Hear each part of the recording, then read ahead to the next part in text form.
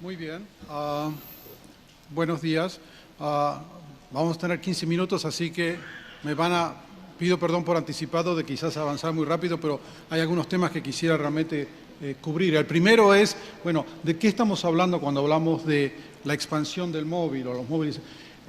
Fundamentalmente lo que estamos haciendo es definiéndolo en términos de tres dimensiones.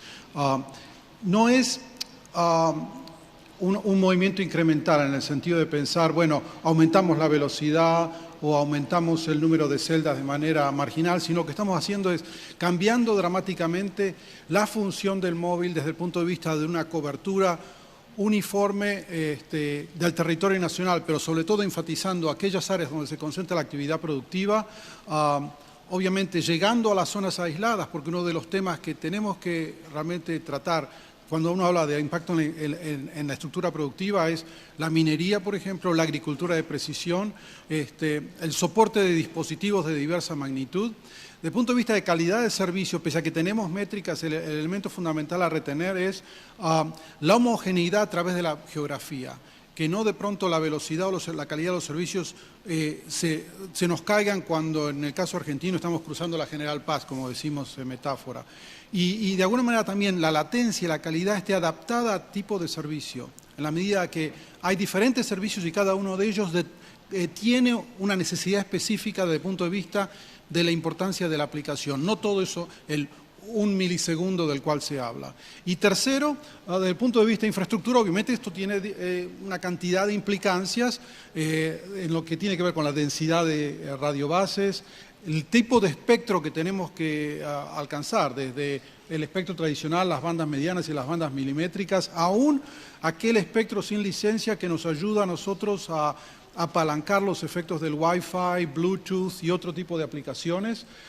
Obviamente la oportunidad del slicing de la red para adaptar el nivel de servicios y calidad y una base común compatible. Es decir, la noción del seamless en estos servicios es fundamental a partir de todas estas tecnologías. Entonces, este es el concepto.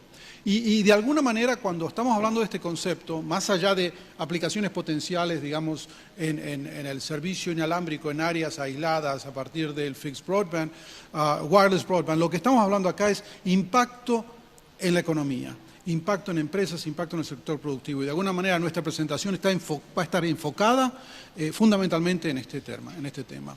Hemos tratado y hemos hablado de 4 escenarios de despliegue para tratar de determinar, bueno, cuál va a ser el costo de inversión que este tipo de infraestructura va a tener.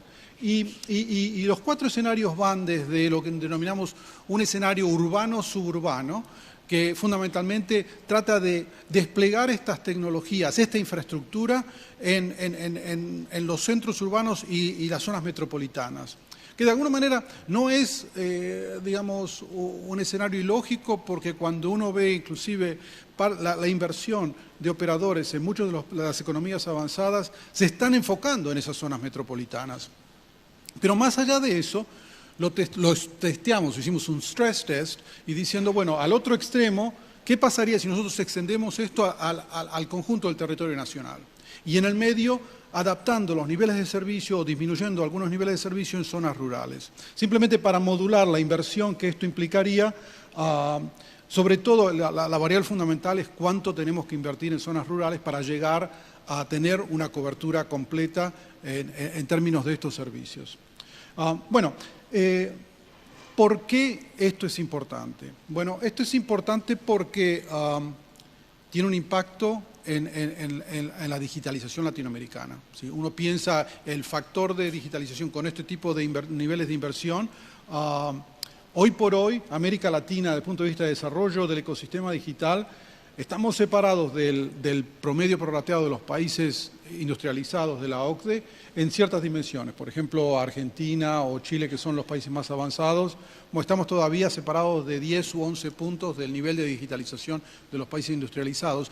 Y la variable que de alguna manera nos ayudaría a aumentar nuestro nivel de digitalización es justamente el despliegue de este tipo de infraestructura.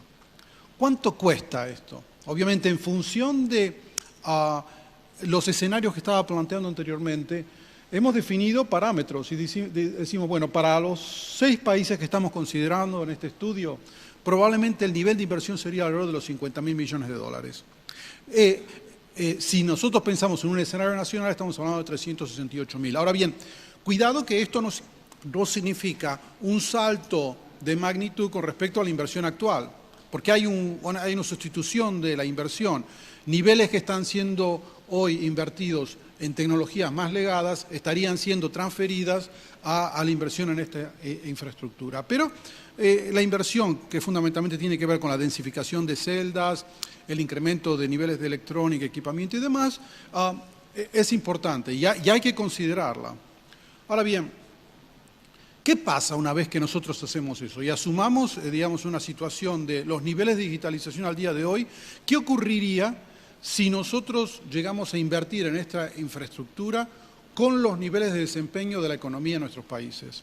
En primer lugar, el índice de digitalización, y estos son el escenario nacional, o sea, digamos, el escenario de máxima, aumentaría 8 puntos. No en todas las categorías del ecosistema digital, pero fundamentalmente en infraestructura, calidad de servicios, niveles de inversión, conectividad y sobre todo digitalización de la producción, cadenas de suministro, operaciones, canales de distribución. Y les voy a presentar 2 casos específicos de áreas donde veríamos un impacto importante. O sea, 8 puntos. Y si hoy por hoy nos está separando 11 puntos del promedio prorrateo de la OCDE, ven ustedes la palanca que esto significa desde el punto de vista de digitalización para la región. Segundo, si tomamos el impacto directo en el Producto Bruto, esto tiene un impacto de alrededor del 5% del Producto Bruto. Por los impactos que la digitalización está teniendo en el crecimiento del Producto Bruto a nivel continental. Y esto lo estamos ampliando no solamente a los 6 países, sino al conjunto de América Latina. Es 5%, estamos hablando de un retorno económico fundamental. Quiere decir que cuando nosotros estamos viendo el problema de el retorno a esta inversión de la cual estaba hablando anteriormente, estamos hablando de un retorno económico y social importante. En tercer lugar, si lo empezamos a aterrizar a nivel de ciertos sectores, el primero que hemos tomado es una cadena de valor que liga la industria de la agricultura al procesamiento de alimentos. El procesamiento de alimentos generalmente está ubicado en la contabilidad nacional dentro de manufactura, pero nosotros lo hemos extraído y lo hemos ligado a agricultura. Y esta cadena es fundamentalmente 15% del PIB latinoamericano. Ese es importante. Y si vemos el impacto que esto tendría en esa cadena, desde la digamos, eficientización de la agricultura hasta la introducción de manufactura inteligente en el procesamiento de alimentos, el impacto es bastante importante, es decisivo. En cuarto lugar, el impacto en la manufactura. Hemos sacado de acá el procesamiento de alimentos y el resto de la industria manufacturera nos da un impacto importante porque este tipo de tecnología es un facilitador para la introducción de numerosos conceptos que tienen que ver con la industria 4.0, a la cual voy a retornar en otras transparencias. Y finalmente, en el caso de la logística, el impacto también es importante. Nosotros, uno de los problemas fundamentales que tenemos en América Latina es todavía los costos de transacción que se relacionan con la logística. Por ejemplo, ha habido una inversión importante en puertos, sobre todo, por ejemplo, los colombianos, algunos puertos argentinos. Ha habido algún tipo de inversión en autorrutas, en autopistas, sobre todo los colombianos, Argentina está empezando. Pero en términos de integrar la visión logística de manera integrada, desde el puerto hasta los puntos de distribución, todavía tenemos una visión totalmente parcelizada, fragmentada. Cuestión de que somos muy eficientes en descargar o cargar el puerto, pero para que el camión salga del puerto, de la comunidad portuaria y llegue al punto de distribución final, lo que se llama también última milla en logística, ahí tenemos múltiples ineficiencias donde la tecnología nos puede ayudar. Muy bien, entonces, cuando uno mira el impacto a nivel agregado, para estos 6 países, desdoblamos el impacto en el Producto Bruto por país de la situación, y tenemos 2 escenarios, el urbano-suburbano y el nacional, se ve que el impacto es significativo. La diferencia acá es el impacto en agricultura. Yo no sé si ustedes saben, pero hoy en América Latina 50% de las cosechas se están perdiendo porque no tenemos la habilidad de controlar el producto en estado saludable y para su consumo. 50%. Y más es cuando está el camión llegando a lo que se denomina la playa o al patio de distribución en el puerto hasta que es cargado en el barco para exportación o su distribución. Y, entre paréntesis, el transporte terrestre entre Manaos y San Pablo nos está tomando hoy 2 semanas. 2 semanas. El transporte entre Jujuy y Buenos Aires para azúcar nos está tomando 15 días. Piensen ustedes lo que eso significa desde el punto de vista de salubridad y el aspecto perecedero de la producción agropecuaria.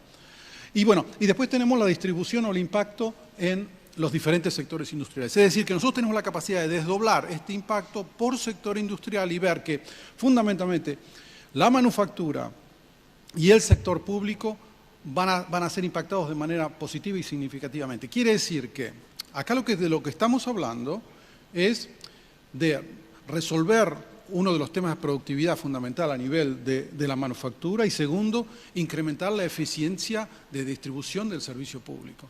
Es decir, estamos trabajando sobre el aparato del Estado para que se torne más eficiente, que son 2 de los más grandes desafíos que tenemos hoy por hoy en América Latina. ¿Cómo lo hemos analizado? Y hemos tomado acá 2 casos. Uno es la manufactura inteligente. Y lo que ustedes ven ahí es, digamos, una cadena de valor estilizada que va desde los proveedores de insumos, de nivel 1 a nivel 2, la cadena de suministro dentro de la industria, la fábrica, si se quiere, y los canales de distribución. Bueno, lo que ocurre es que tenemos una cantidad de que se denominan habilitadores o casos de uso. Es decir, cada uno de estos estadios puede ser incrementado en su eficiencia por diferentes oportunidades de aplicación, desde la digitalización de diseño, al seguimiento de activos fijos y la trazabilidad, el almacenamiento inteligente y demás.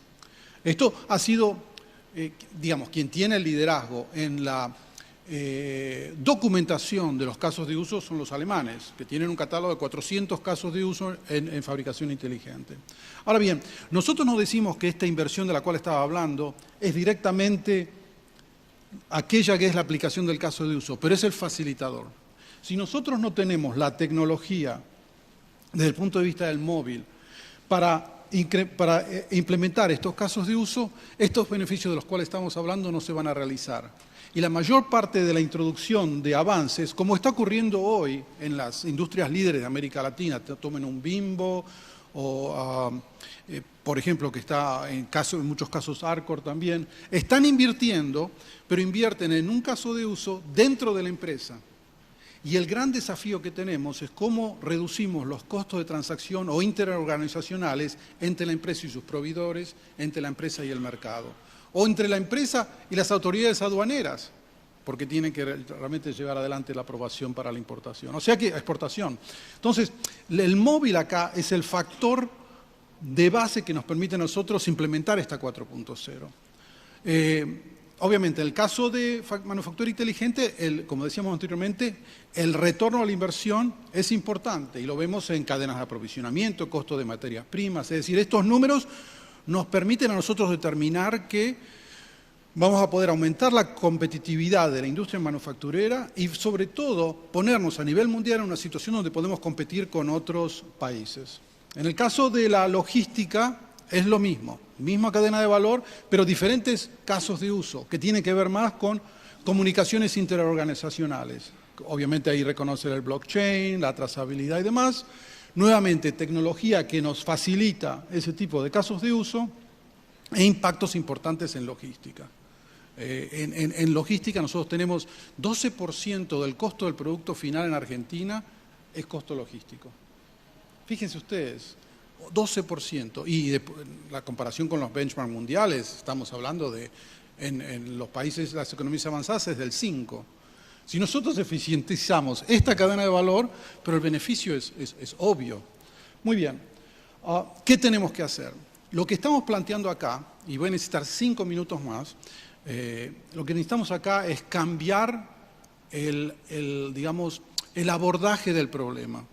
Esto no es un problema incremental, donde seguimos, digamos, desplegando radiobases a un ritmo natural o seguimos haciendo política pública de manera independiente. Tenemos que cambiar la manera como estamos abordando el problema, tanto de política pública como de implementación de este tipo de iniciativas a nivel del sector privado.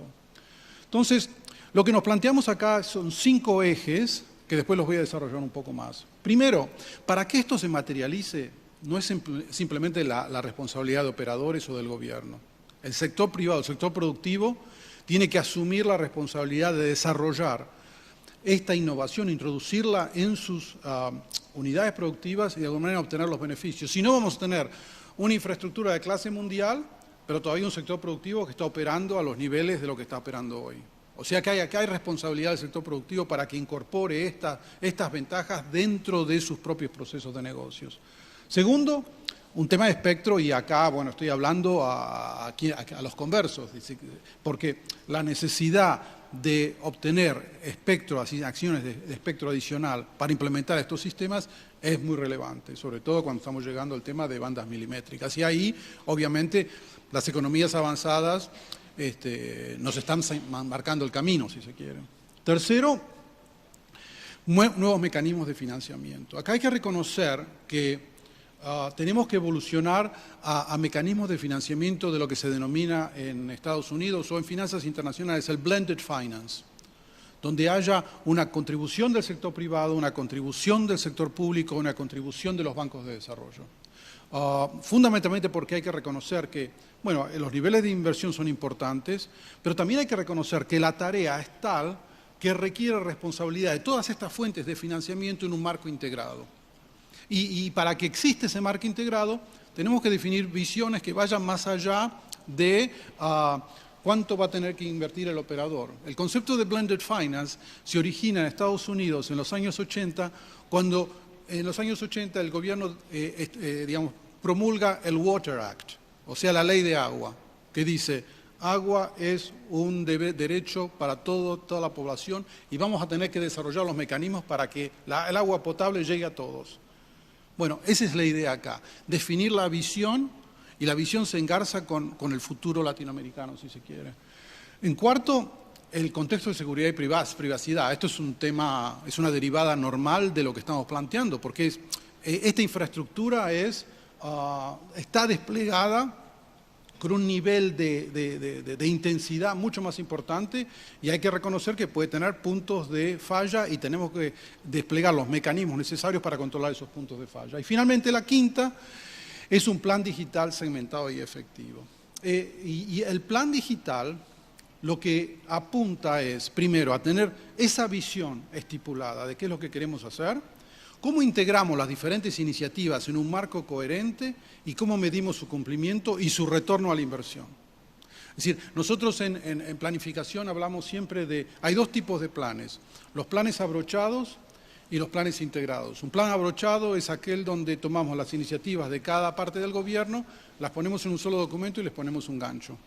Pero no hay una integración conceptual a nivel de visión y a nivel de retorno y los efectos dialécticos que existen. Para que ello ocurra, y partiendo de la cadena de valor original, lo que tenemos que hacer es, en primer lugar, estimular la innovación e inversión industrial. Y aquí el sector privado, y de alguna manera nosotros pertenecemos a la misma comunidad por el lado de la operación, pero nuestros pares por el lado de la manufactura, de la agricultura, tienen que reconocer la importancia de lo que significa innovación y desarrollo de aplicaciones. Nosotros podemos ayudar, pero en última instancia es su responsabilidad. Segundo, maximización del uso del espectro, y eso definitivamente entra dentro del dominio de las políticas públicas nuestras. Las barreras a la inversión y el concepto que estábamos hablando anteriormente de blended finance, en el sentido de reconocer que en muchos casos, más allá de la necesidad de coordinación de fuentes de financiamiento, lo que tenemos que ver es que existen barreras que no nos permiten eficientizar la inversión. Barrera número 1, por ejemplo, redundancia en la inversión. Y yo lo he visto sistemáticamente en todo país latinoamericano, que a veces tenemos despliegue de infraestructura redundante. Barrera número 2, obstáculos a la inversión. Barrera número 3, erosión de beneficios porque el dinero está siendo invertido en áreas que nos reducen la inversión de capital. Obviamente ahí entramos en una discusión tributaria, entramos en una discusión de permisos especiales o impuestos específicos, de la cual muchos de ustedes están familiarizados, pero definitivamente lo tenemos que abordar de manera integrada. ¿Cuál es el impacto sistémico que todo esto puede llegar a tener en los niveles de inversión? Intervención número 4, el ambiente de seguridad y privacidad, encarado por el Estado, obviamente, porque esta es una de las áreas que en responsabilidad pública o privada el Estado tiene que asumir el liderazgo, pero que se permee sobre el conjunto de la sociedad. Y finalmente el último es el plan, la integración, la visión.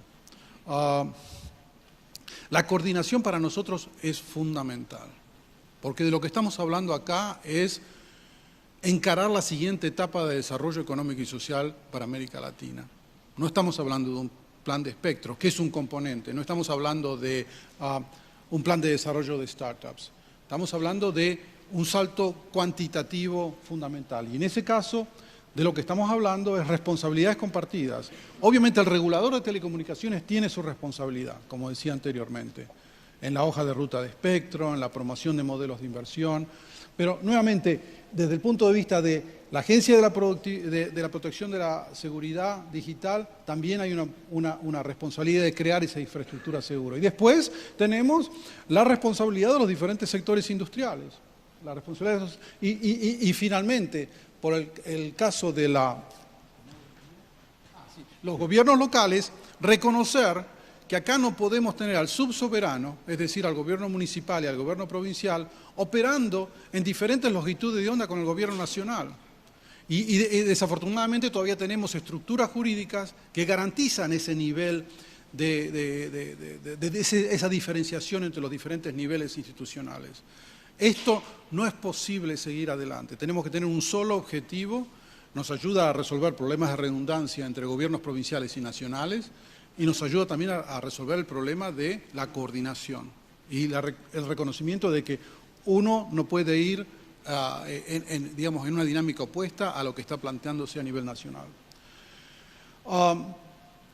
Para ilustrar el problema, desde el punto de vista de densidad de celdas, fíjense los niveles que estamos hablando desde el punto de vista del cambio del paradigma. Obviamente, como ustedes saben, este tipo de infraestructura requiere un aumento en órdenes de magnitud fundamental en el número de celdas, y estos son modelos de simulación que hemos desarrollado para cada uno de los países, que en términos del número de celdas estamos hablando de 4 veces más de lo que tenemos hoy, entre 4G, 5G y demás. Obviamente esto nos crea una presión y un tema que tenemos que resolver desde el punto de vista de, bueno, ¿qué va a ocurrir con los permisos municipales?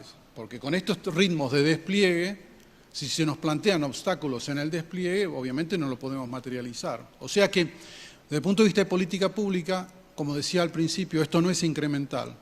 Acá tenemos que cambiar la dinámica de despliegue y la dinámica de permisos que nos permitan desplegar esta infraestructura. Para terminar, el plan para nosotros es fundamental y esto tiene una cantidad de ejes que tienen que ser cumplidos. Primero, ¿quién manda?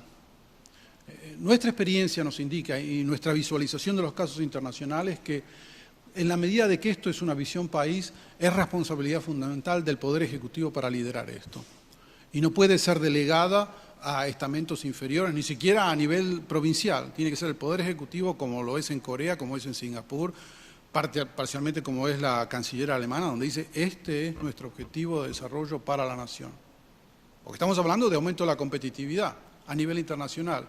Estamos hablando de un componente esencial de eso. Segundo, priorizar y evitar las redundancias. Esto para nosotros es fundamental. Nosotros vemos que hay costos derramados de inversión por la redundancia que de alguna manera estamos perdiéndonos capacidad de eficientizar esos montos. Pero eso, les digo, se ve en infraestructura, se ve en inversión de capital humano, se ve en desarrollo de startups.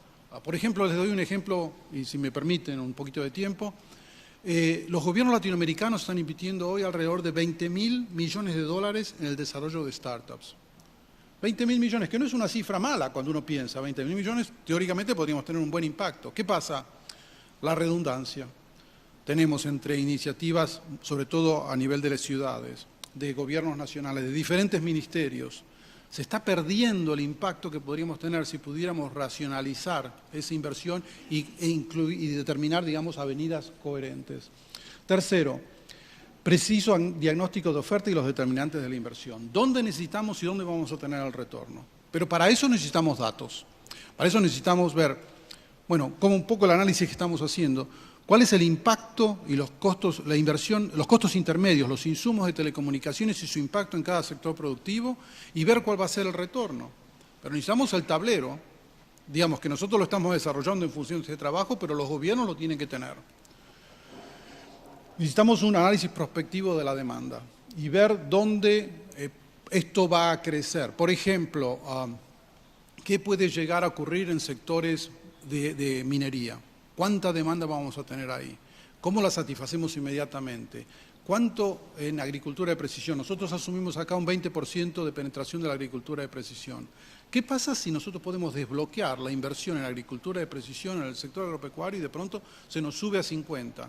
Y de pronto tenemos una multitud de camiones que están pidiendo, yo quiero, no, olvídense un milisegundo, pero yo quiero una latencia de 5 para monitorear la eficiencia de mi espacio productivo. Bueno, si no, se nos salta, vamos a tener que tener una manera de acomodar la inversión. Necesitamos estimular la confianza digital y bajar los costos de transacción. A mí me parece que uno de los problemas que tenemos fundamental, yo no le llamaría tanto costo de transacción, sino costos de coordinación. Tenemos muchos esfuerzos, pero hay fallos de coordinación entre los diferentes estamentos, entre los diferentes actores, inclusive dentro de los gobiernos a nivel nacional. Y eso lo tenemos que resolver. Y no lo quiero plantear de una manera ofensiva, pero más allá de tener una mesa coordinadora, lo que tenemos que tener es un direccionamiento de la visión y de alguna manera que cada una de las instancias institucionales y privadas se alinee con esa visión. Y es una reconsideración de cuál es el papel que el sector privado va a tener que cumplir dentro de este marco, mucho más proactivo, mucho más involucrado en esas decisiones nacionales. Finalmente, por el lado número 6, nuevas políticas y mecanismos para tratar de las reformas. Es decir, tenemos que desbloquear algunos de los obstáculos o las barreras que estamos viendo y tenemos que avanzar rápidamente. Esto tenemos que sacarlo. De alguna manera, la presentación de Héctor Huisi ayer estaba abordando algunos de estos temas, cómo desbloquear.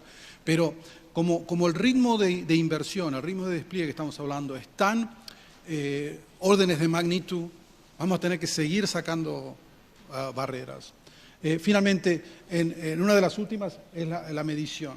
La medición y el reporte de los progresos. No podemos seguir pensando de que, bueno, el impacto se produce de manera estocástica y, bueno, porque se produce. No, tenemos que medirlo, porque de alguna manera tenemos que ajustarlo a esto. Tenemos que reconocer la disciplina de muchos de los países asiáticos que miden progreso año a año y ajustan los planes en función de ese progreso en términos de beneficios. Y finalmente,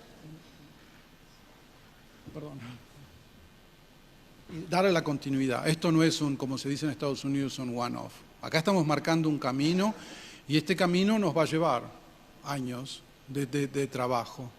Quizás estamos hablando, cuando nosotros vemos los volúmenes de inversión y el despliegue, entre 4 años, quizás simplemente desde el punto de vista de desarrollo. Pero bueno, esto le tenemos que dar continuidad. No es, obviamente, estoy hablando nuevamente de los conversos, políticas de Estado es fundamental, visión de país es fundamental, independientemente de los ciclos políticos electorales. Esto era un poco lo que queríamos plantear. Como ustedes ven, lo que estamos diciendo es un cambio fundamental en la dinámica de trabajo de todos los actores de este ecosistema, pero pienso que con ello nos estamos jugando el futuro. Muchas gracias.